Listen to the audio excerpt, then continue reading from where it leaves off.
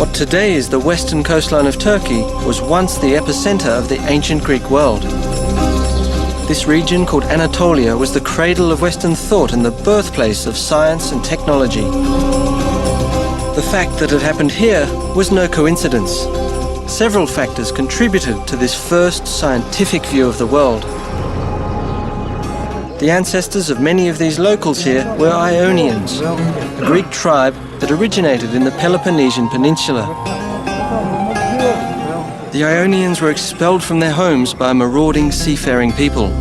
With nowhere else to go, the Ionian immigrants landed here, some 300 miles to the east, on the opposite side of the Aegean, which now belongs to modern Turkey.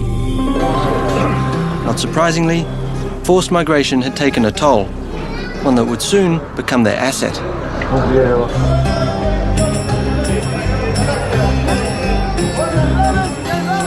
Kaç lira? Kaç lira? 4 lira. 3?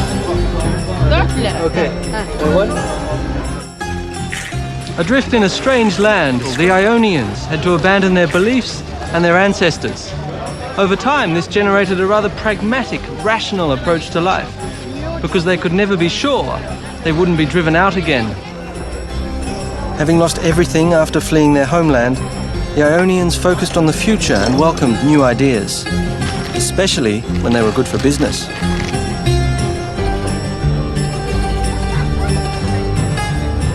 Given their location, their trade and their harbours, the Ionians were happy to take practical ideas from anyone, whether Egyptians or Babylonians, Persians or Mesopotamians. When their neighbours, the Lydians, invented coinage, the Ionians were the first to use it. And when the Phoenicians invented their alphabet, history took a new turn. Now they could record their own spoken language. So far, knowledge had been transferred orally from one generation to the next and from master to apprentice. But with the newly invented Phoenician alphabet, which the Ionians quickly adopted, they had acquired a tool for consistent record keeping and data collection. Information became more widely available, and another factor contributed to the birth of this new era.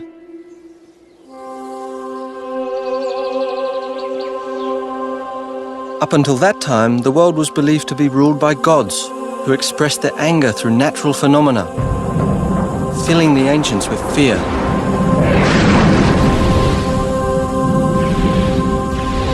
But soon the Ionians shed their fears and dared the gods. These are the remains of a city that became the springboard for some of mankind's most amazing discoveries. In the 6th century BC, this was the center of the universe. This is Milet, ancient Miletus, the birthplace of science and technology.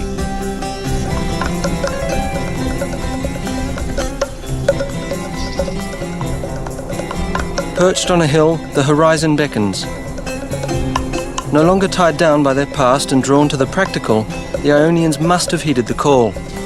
I'd heard about one wealthy Miletan who travelled across the Mediterranean and made his hometown world famous.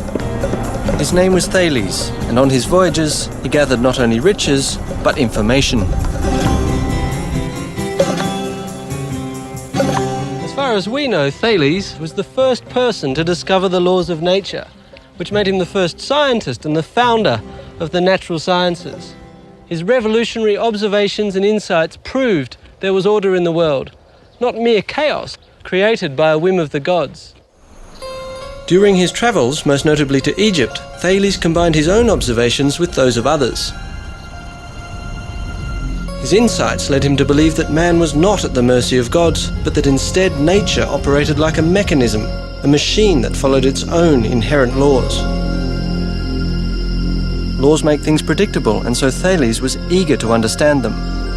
Experts believe that he collected data on the cycles of the stars, the moon, and the sun from the ancient Egyptians and Babylonians. Thales discovered a pattern, and when he applied it to forecast a natural phenomenon, he became the first person in recorded history to predict an eclipse, which must have truly shocked the ancient world.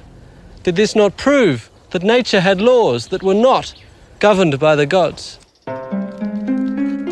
Thales dared the gods and thereby demystified the world. he cast aside tradition by asking the critical question why in an effort to find underlying laws. This became the foundation of science. But Thales also proved that theoretical knowledge had practical value. Then, as now, olives and olive oil were major export products in Ionia. Thales baffled his contemporaries when he predicted a particularly rich harvest, long before anyone else had a clue. To do that was as presumptuous as predicting the moods of the gods.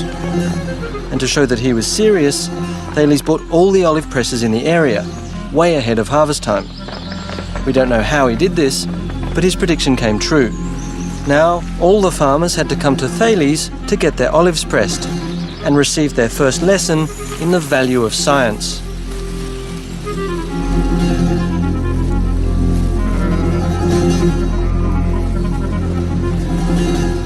The traditional lines and angles of the rich farmlands around Miletus surrounded Thales. Correlating this observation with similar patterns he'd seen on his journeys may have given him the idea to describe the world in systematic terms, looking for rules that worked in all cases. Egyptian building methods and ancient records relating to angles, triangles and circles may have motivated Thales to formulate his own geometric theories. Thales became the father of geometry. His discoveries form the core of modern science and technology, describing the underlying rules of the physical world.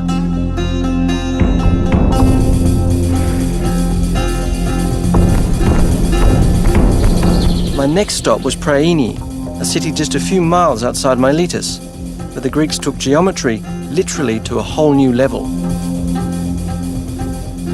This is the most stunning piece of engineering. I can't believe anyone would want to build a town into a hillside. We wouldn't do it today, but for the Ionians, who had no cranes or machinery to cut away the rock, it seems the perfect example of how they used geometry to impose order on their world.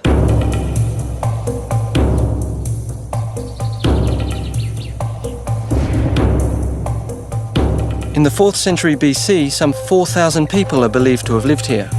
To organise the city and make it beautiful, the Greeks used a grid system. No one is quite sure how they created these city blocks.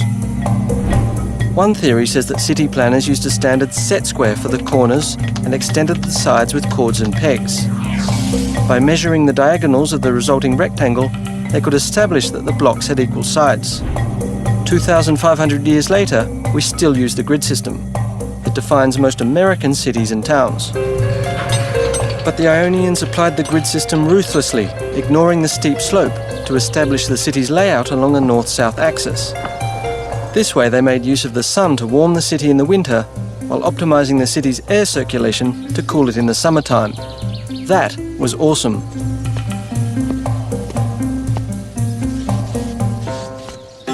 Wandering through these ancient ruins, these broken columns, I marveled at their perfection. In their search for the underlying rules of nature, the ancient Greeks discovered cosmos. Cosmos is a Greek word and a synonym for both order and beauty.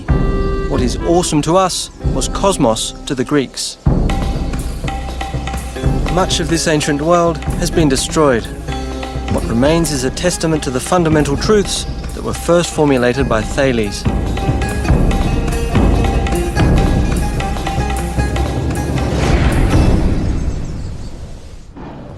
To follow the course of science and technology to its next milestone, I crossed the Aegean to visit another truly groundbreaking site, one which in antiquity was considered a world wonder. It would have been impossible without the application of geometry.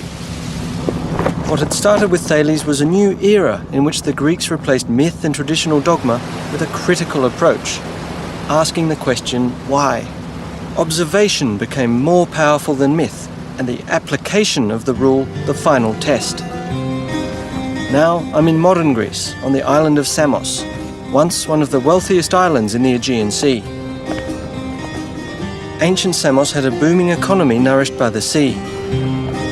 In the ancient town of Tigani, now named Pythagorio after one of its most famous inhabitants, the problem of securing sufficient drinking water for its citizens inspired one of the wonders of the ancient world. It lies inside this mountain.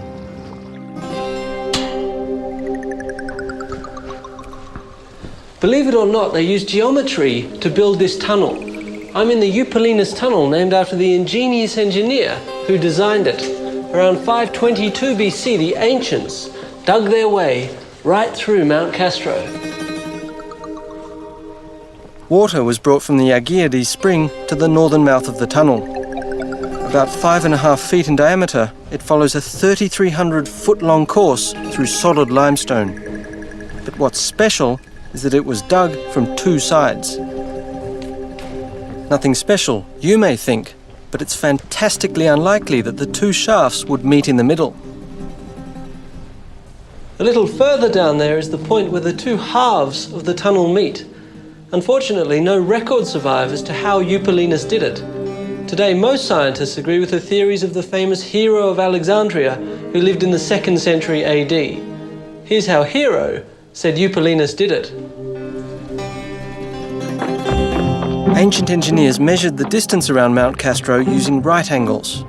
All eastward distances minus the westward ones equaled one side of a right triangle. The sum of all north-south distances equaled the length of the second side, and the line connecting the two sides equals the proposed course of the tunnel. By sighting along smaller right triangles aligned at each entrance, Hero believed they used markers to maintain the tunnel's course. Unfortunately, the midsection of the tunnel where the two shafts meet was closed for fear of a cave-in, but I was told the precision of their measurements was astounding. It deviates by only about 3 feet vertically and 20 feet horizontally.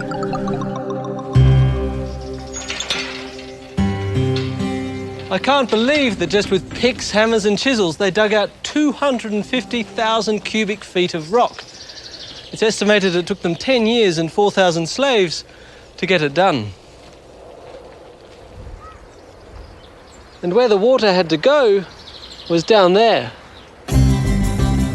From the southern mouth of the tunnel, the water then ran through an underground conduit into the ancient city of Pythagoreio, the city that became known not only for its refreshing mountain water, but for its most famous son, Pythagoras. With engineering and technology in the forefront, it was here that science made a giant leap.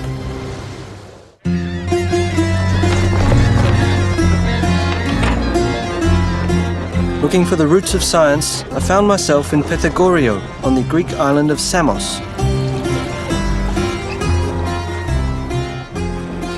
The city's namesake, Pythagoras, is familiar to everyone who's ever opened a math book because he was a famous mathematician. As a young man, he's said to have met Thales, and like Thales, Pythagoras was an avid observer. But Pythagoras was also a musician. He played the lute, a traditional Greek instrument. Music was and is an integral part of Greek culture. Observation combined with music and math led him to an important insight. Experimenting with a single string, Pythagoras recognized an astonishing relationship. Some people credit Pythagoras as one of the most important men who ever lived. It all started with his famous monochord experiment when he opened our eyes to an astonishing phenomenon. He discovered that the sound of a plucked string correlates to its length, here's the critical bit, in a ratio that can be expressed in numbers. Pythagoras' theory was that there was a correspondence between musical intervals and the length of a string. He connected musical consonances to simple ratios. These ratios represent the different tones in music.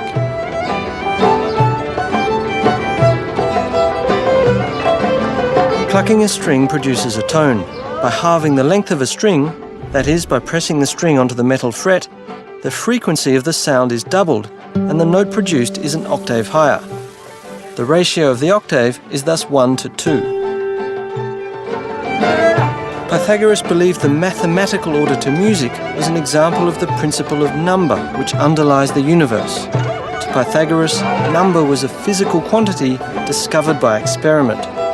Order and harmony, beauty and proportion, expressible in mathematical numbers, That was the idea of cosmos. Pythagoras believed in it, and many with him, even Einstein. The experiment with the monochord nurtured the belief among the ancient scientists that there was an underlying rule to everything. Pythagoras' thought of harmony extended beyond the cosmos. Beauty was everywhere, and he sought harmony in the underlying principles of everyday life. In his schools across Greece, Pythagoras taught seminars on harmony from within, following the theory of a healthy mind inside a healthy body. Inspired by Pythagoras, I was intrigued with the beginnings of Western medicine as a science, another area where the ancient Greeks led the way. This meant a visit to the Peloponnese, the original home of the Ionians, today an hour's flight from Samos.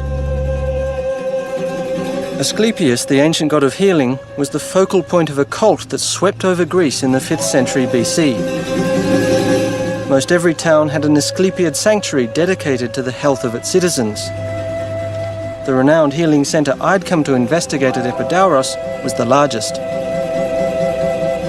It was famous for its cures. Whether you were lame, blind or suffering from kidney stones, this was the place where you'd go. Evidence indicates that sacrifices, prayers, rest, diet, clean water and fresh air were the main prescriptions. Sounds pretty good to me. Asclepian sanctuaries became the forerunners of our modern health spas. But the ancient Greeks also pioneered the healing power of the mind. The Asclepiads were popular for their psychoanalytic practices. What the shrink's couch is to us was for the Greeks a visit to Epidauros. This theatre at Epidauros was a famous place to relieve anxiety. Its size speaks to how popular the Asclepiad cult of alternative medicine was. With 15,000 seats, it was almost the size of the theatre in Athens, which at the time was the largest in ancient Greece. Going to the theatre was part of the cure. According to the ancient Greeks, living out your emotions through theatrical performance had a purging effect. The theatre was more than a place of entertainment. It was a place of catharsis.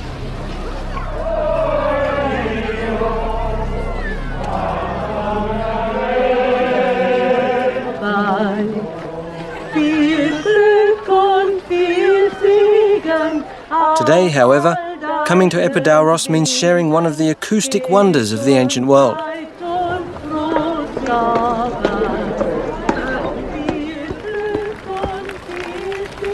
I'm 74 feet above the stage, yet I could hear the sound of a pin drop or a match strike. The discovery of how sound waves travel influenced the design of the theatre. And this is how it works.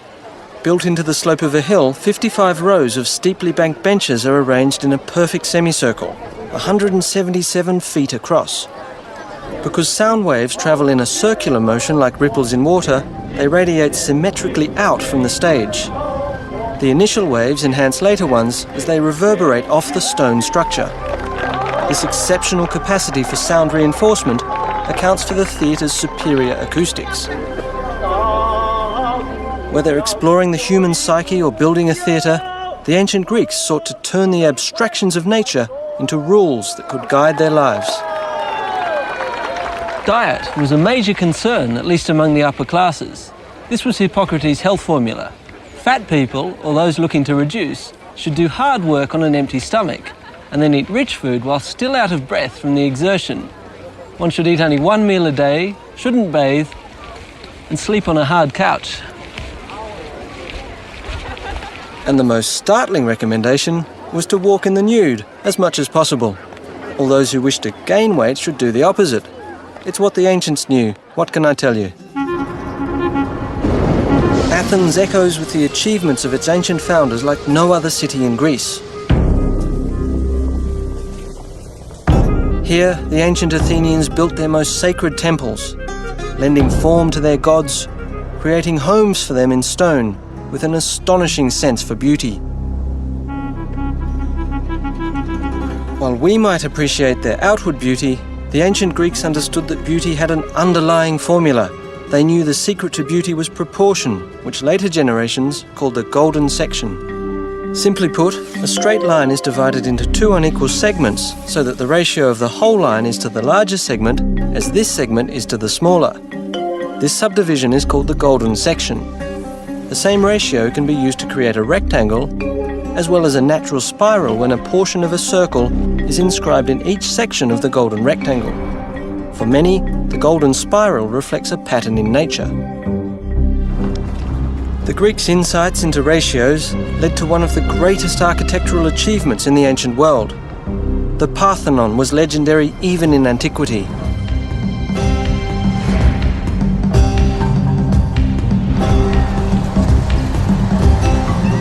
The Parthenon owes its name to Athena Parthenos, the virgin goddess Athena, to whom it was dedicated. Athena was the patron goddess of Athens and also of science and technology.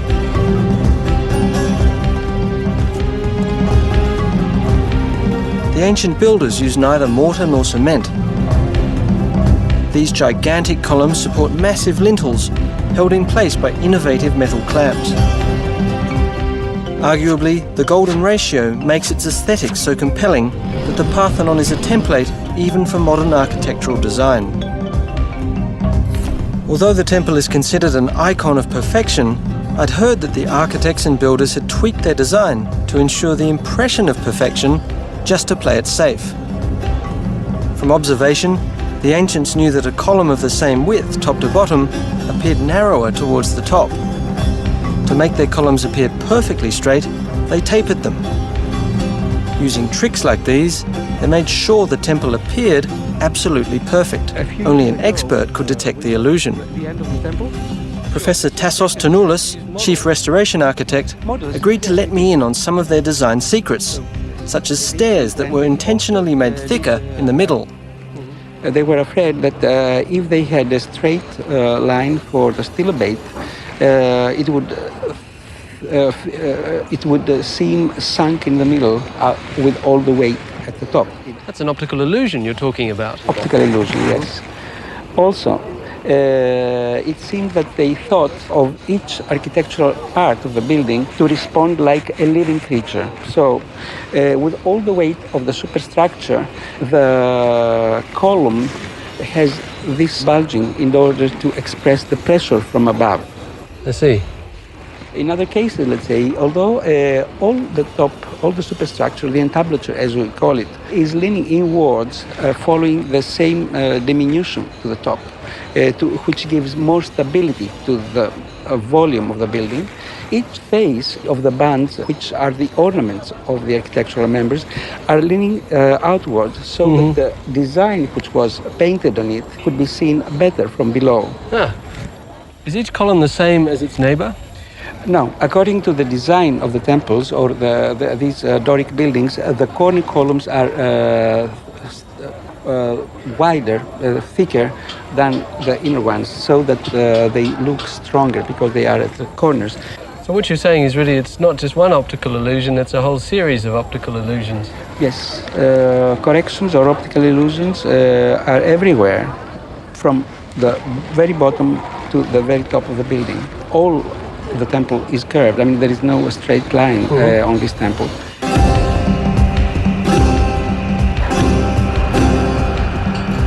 The Parthenon is undergoing yet another round of repairs. Thanks to the miracle of science and technology, we can still enjoy its glory. Ironically, at around the same time this temple was built, the ancient Greeks also laid the foundation for these modern machines that now restore it.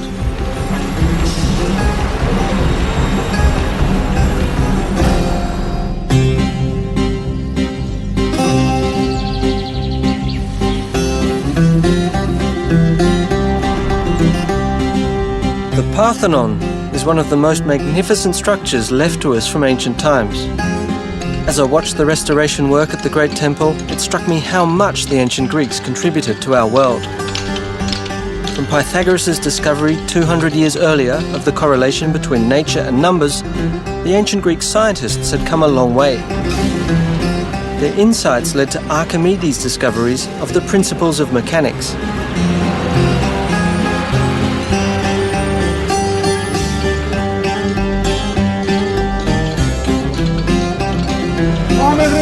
Building on proportions and ratio, Archimedes formulated a rule describing how one of the oldest techniques of applying force, using a fulcrum and a lever, actually works. Archimedes calculated that to move a 1,000-pound boulder, it would take only 55 pounds to do the job. Using a lever 40 units long, with the fulcrum in the middle, the boulder won't budge. But moving it 2 units from the rock and putting 50 pounds on the other end balances the lever. Because the ratio of the lever's length from the fulcrum, 40 over 2 times 50 pounds, equals 1,000 pounds. Add 5 pounds, and Archimedes could put his boulder just where he wanted it. What Archimedes' law says is, in essence, the longer the lever, the easier the job.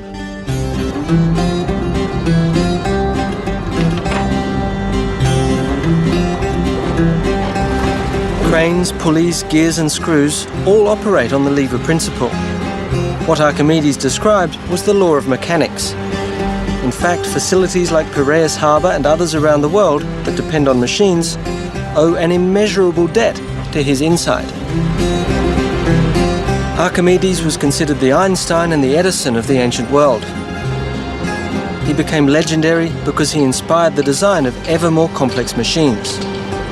How exactly the ancient Greeks came to understand the principles of mechanics and physics is a mystery which modern researchers are trying to unravel to this day.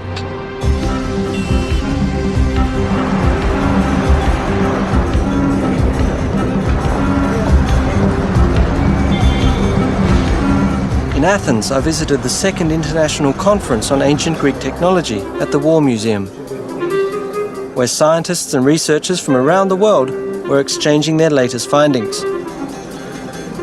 They were all looking for more clues, and so was I. Can you take it? Yes, yes. I will try to It was clear that many ancient machines operated on the lever principle, like this pump whose roots go back to the 3rd century BC, to the Greek Zitzebius, the father of pneumatics. It's actually a very powerful pump, isn't it?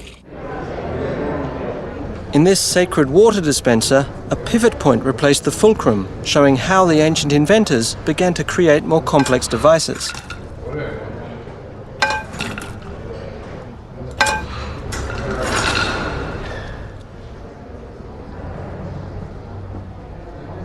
Meanwhile, Archimedes applied his mechanical principles to a practical purpose. This device is an Archimedes screw. It's a simple but ingenious machine. All it is an inclined plane, here in the form of a plastic tube. As the screw is turned, the plane, the tube, carries water to the top. There it comes. The Egyptians used the Archimedes screw to lift water from the Nile to irrigate their fields. Today, many people think that Archimedes was the first who took the step from simple to more complex machines. Evidence that the Greeks had already developed complex machines began to surface only a century ago. In 1901, a shipwreck was found off the coast of Antikythera, one of the Ionian islands south of the Peloponnese. It revealed for the first time how vast the ancient scope of insights and knowledge must have been. The sculptures found in the wreck were dated back to the 1st century BC. They reflected an unparalleled level of craftsmanship and artistry. Overshadowed by the beauty of these statues, the fragments of one of the biggest scientific discoveries in ancient history remained undetected until 1976. This amorphous lump was covered with marine growth, but X-rays conducted in 1993 revealed complex gear wheels inside. With a mechanism this old, the big surprise was that there were gear wheels at all. They weren't supposed to have been invented until some 1,500 years later. So this insignificant-looking piece turned out to be one of the greatest technological finds ever. Corroded and crumbling after being submerged in seawater for 2,000 years, its dials, gear wheels and plates have presented scientists with tantalizing questions. One of these scientists is Michael Wright, a British researcher who had built a replica which he introduced at this conference. This is an extraordinarily complicated machine, but what does it do? Well, according to me, it's a planetarium. Remember, this is a time when people thought of the Earth as the center of the universe. It shows the places of the sun, the moon, and the 5 planets that they knew about in the sky. and the back dial has supplementary information which is useful, such as counting off the years. Right. Is it as complicated as it looks? How many gears are there? How many moving parts does this have? That's into hundreds. I can tell you for a fact I've got 76 gear wheels in here. 76 gear wheels, and that's an exact replica of the original? The original, I find 31 wheels in what's left. But you have to understand that in making sense of what is left, you have to add a lot more. Right. It's terribly badly wrecked. I see. You've disassembled it for us and it's in a complete mess all over the table, so I'm sure you're going to dread this question, but can we see it moving? Yes. Well, you'll see it moving as I put it back together, first of all, but I'll put it back together. It took him nearly 20 minutes to put it back together. But it was thrilling to see this 2,000-year-old instrument in working order. This is the moon, which we've now got to adjust. The sun and the moon are together now, so that should be new moon. So we should see it as wholly black. Like that. May I... Please, have a go. Be my guest. I love that lunar mechanism there. It's beautiful. Well, here's the moon going round fast, and its phase showing here. Here's the sun pointer. Below the sun pointer is the day pointer working on the calendar. They go almost together, but sometimes one first, sometimes the other. And then there's Mercury just going ahead of the sun. That's the Mercury pointer. Here comes Venus under the sun pointer. There. Yeah. And over here we've got Mars, Jupiter, and Saturn all coming together. It's a very special day. Jupiter's aligned with Mars. The inventor of the Antikythera mechanism is unknown, but others before him had already attempted to build a model of the heavens as a machine. In fact, records indicate it was again Archimedes who built the first planetarium. Unfortunately, all that remains is this 18th century etching called Rowley's Orrery, suggesting what his invention might have looked like. Compared with the knowledge and devices available at the time, Archimedes' idea was light years ahead. Finding practical solutions was one thing, but asking daring questions was quite another. Who was going to provide the answer if the gods no longer could? It was one thing to say that Apollo pulled the sun across the horizon, and quite another to ask why ships float. In their quest to understand the environment, the ancient Greek scientists were intrigued with the question of why some objects float and others sink. If you put a rock in water, it sinks. It will also, in a confined space like this one, tip water out over the edge. What is happening is that the rock is pushing aside its own volume of water. This is called water displacement. Now, if you put a piece of wood in the water, it floats. It also displaces water, but it won't sink. What is happening here? The block and a ship float for the same reason. Although modern ships are made of heavy materials like steel or concrete, they float as long as the ship, or a wooden block, weigh less than the water they displace. The air inside the ship's hull helps lower the overall weight of the ship compared to the volume of water it displaces. This effect is called buoyancy.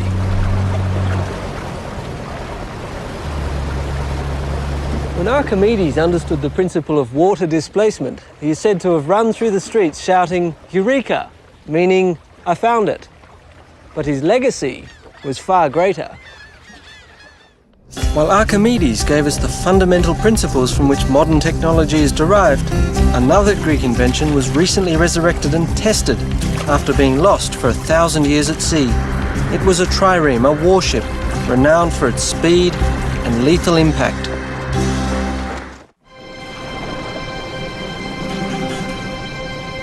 The sea has always been an integral part of Greek history and culture, because in Greece, no place is further than 100 miles from the ocean.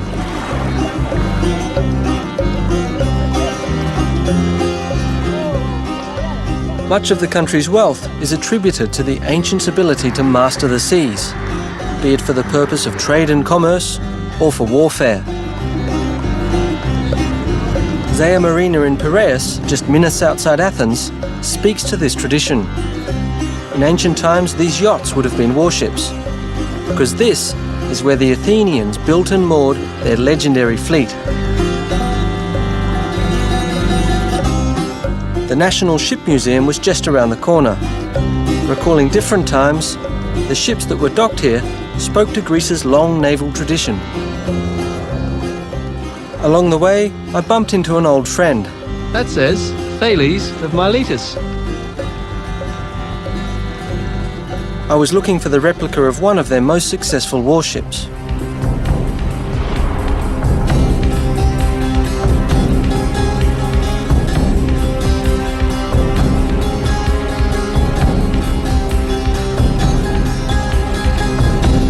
Kept at the Ship Museum among some of the famous vessels of modern Greece is the ship behind me, the Olympias. It's an exact seagoing replica of a trireme, one of the most legendary vessels of ancient times.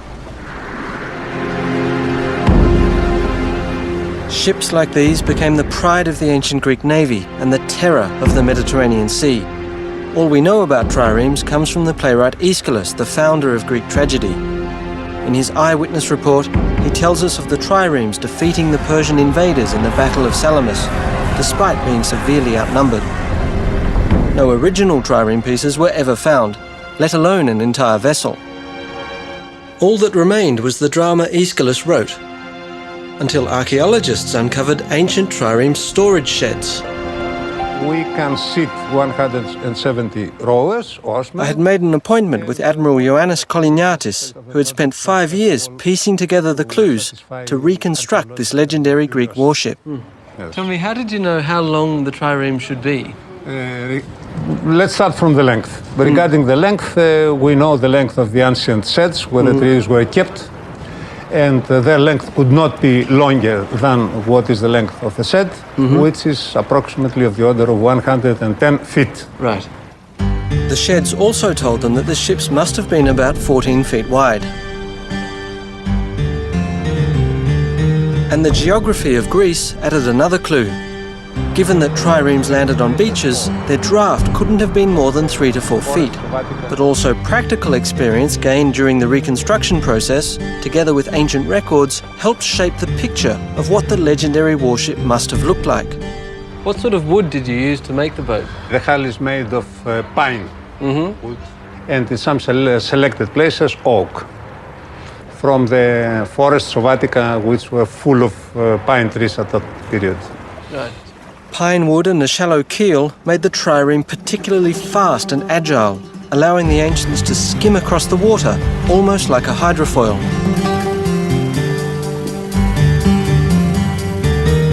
Another crucial source to the secret of the trireme was a list of Athenian naval supplies found in the 19th century. It included 170 oars, classified as 62 for the top deck and 54 each for the middle and lower decks. And every oar needed someone to pull it. It sounds like a lot of people in a small place. Can I have a go rowing to see? Yes, yeah? why not? Through. Okay. You see how difficult it is to get to position, Sure, it's and very... you can imagine how difficult it was having 170. Sure, it's very people. cramped, isn't it? Yes, very congested. Now you're going to take one of the top decks. Yes, the difficult one. The difficult one. As I'm a beginner, huh? I'm going to take a middle one. It's actually not so bad once you're in, is it? So you see, I have to have much more inclination to reach the water, Uh-huh. and you are more level.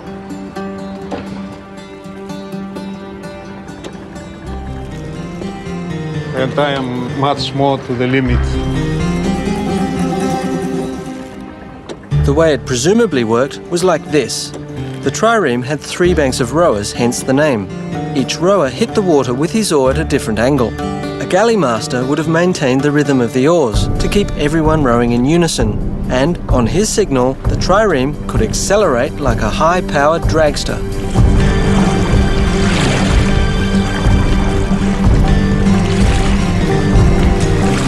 Using all these clues, the Olympias was built.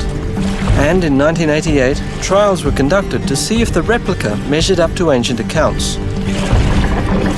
A crew of athletes and professional rowers was trained and took to the waters of the Aegean. In the trials, how long did it take you to go from a standing start to maximum speed? From a standing start, during the trials we did with the replica, it took 37 seconds. And what was the maximum speed that you could get when you had a fully trained crew, all oars, going full steam ahead?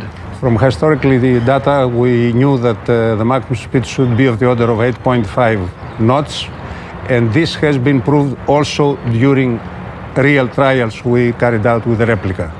And our crew was capable of keeping this speed for approximately half a minute.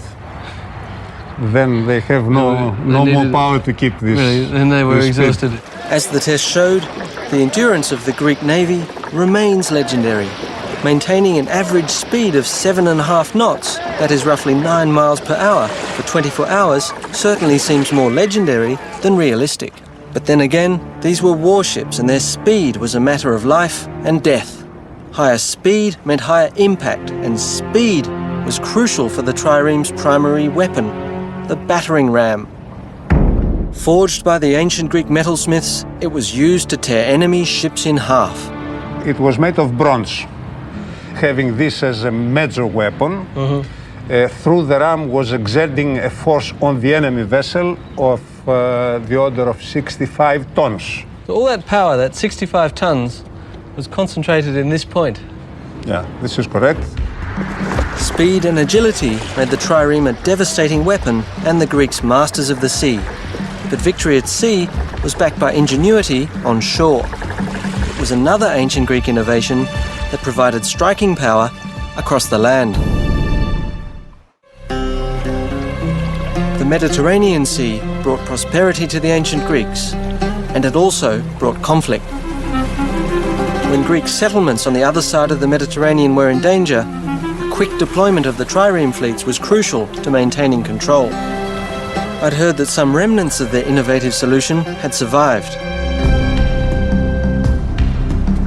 To get to this site, I passed through the 4-mile-long Corinth Canal built in the 19th century. It cuts across a strip of land that divides the Greek mainland and the Peloponnesian Peninsula. The ancients called this land bridge Corinth of the Twin Seas. The idea for a canal at this strategic point goes back more than 2,000 years to the ancient Greeks. Periander, one of the 7 sages of antiquity, was the first to propose it. But in the end, he backed off because he feared it would displease the gods. Next came the Roman Emperor Nero, who actually had a go at it, but he died and the construction was discontinued. Remarkably, the present-day canal follows his plan. I was wondering if Nero expected that he'd have to remove some 420 million cubic feet of rock and dirt to get the job done. It would have certainly been worth the effort, because this passage has always played an important role in Greek history in order to get from one side of the Mediterranean to the other. Armies, commodities and people all had to come through here.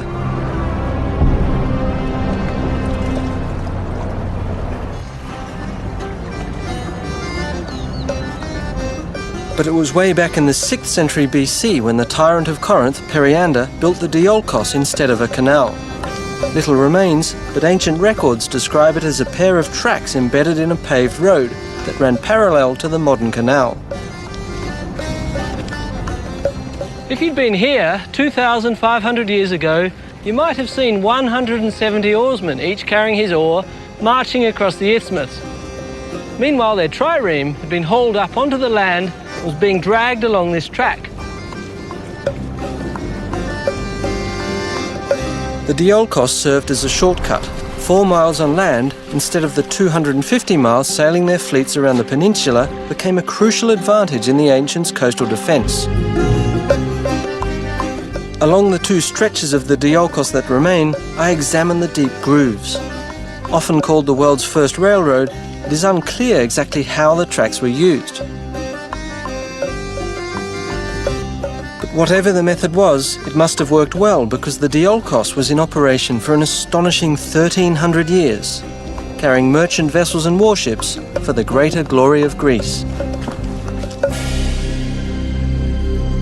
For almost as long, another ancient invention helped bridge a giant gap, and while it wasn't a geographic triumph, it catered to the ancients' spiritual needs. It was believed to be the meeting point of two sacred eagles that marked the centre of the world. High on a cliff near Mount Parnassus, the home of the Muses, lies Delphi. Its name derived from the word Delphos, meaning womb or belly. Within the ruins of Delphi's vast temple complex, I found a replica of the omphalos, the stone that symbolized the navel of the world. But something far more ominous had drawn me here, like thousands of visitors for the past millennia. From around 750 BC, Delphi was world famous for its oracle, a place deep in the temple of Apollo where worshippers could ask the god about their future. Questions were answered by the priests, who interpreted the responses of a female vessel through whom Apollo spoke. Surprisingly, modern research has revealed just how much the Delphic prediction relied on a scientific method. It's a little-known fact that the priests of Delphi relied on hard data and concrete knowledge. Fragments of information about foreign customs, politics, even the weather were systematized in a sort of interdisciplinary think tank of about 90 priests. They were the best-informed people of ancient times, and given enough time, they could come up with an educated guess on just about anything. The answers were ambiguous, yet plausible, and a dash of specifics infused here and there made them downright awe-inspiring. Warriors and kings like Alexander the Great came here for a sign, a hint from the gods about the destiny of their nation. Today, we know they were in good hands. The priests of Delphi were in contact with informants and other priests throughout the ancient world. They even instituted what we today would call the first central intelligence database. They may even have used statistics and calculations. Methods similar to those first applied at Delphi are still in use today. Relying on information instead of the gods, the Delphic priests laid the foundation for systematic data collection. In fact, Delphic oracle forecasting methodology is recognized across the business world today. It's always a bit humbling to realize just how much the ancients knew. It's tempting to look into the future for answers to some of the most persistent questions of science and technology, when in fact there are clues in the past. The ancient Greeks found underlying relationships in ratios and numbers that, for all we know, may still hold the key to the harmony of the universe. They uncovered the fundamental principles of mechanics that govern our world and established the basics of modern technology. They were the first to ask the crucial question why and to demand a rational scientific answer. In many cases, the answers they provided continue to be the best we have. In ancient Greece, 2,500 years ago, a revolution of the mind made the earth tremble. In so doing, the ancient Greeks opened our eyes not only to the underlying rules of nature, but to the world and the universe beyond.